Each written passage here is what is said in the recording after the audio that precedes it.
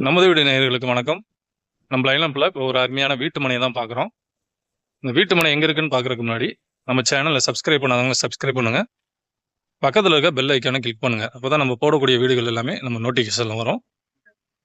இந்த இடம் எங்கே அமைஞ்சிருக்குன்னு பார்த்தீங்கன்னா, திண்டுக்கல் டு ஒத்தலகுண்டு பைபாஸ் ரோட்டில் ஜெயினி காலேஜ் அப்படிங்கிற இடத்துக்கு பக்கத்தில் தான் இந்த வீட்டு மனை அமைஞ்சிருக்கு.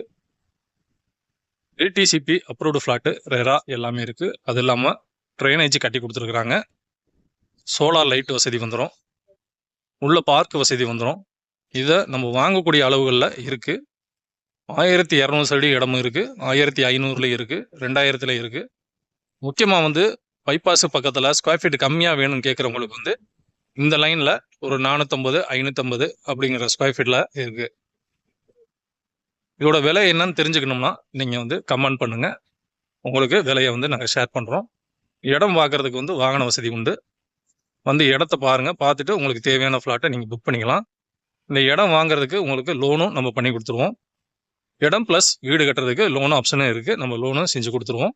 உங்களுக்கு தேவையான அளவுகளில் நம்ம வந்து இடம் வந்து பிரித்து வச்சுருக்கோம். நீங்கள் தேவைக்கு அளவாக நீங்கள் வாங்கிக்கலாம். மெயின் ரோட் பேஸில் இருக்கிறனால உங்களுக்கு வந்து டெவலப்மெண்டா ஏரியா தான்.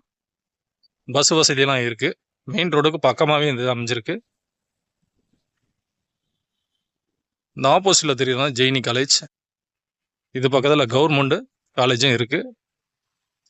செம்பட்டி ரோடு கொடைக்கானல் போகிறவங்க லைக் பண்ணி இதில் வாங்குவாங்க.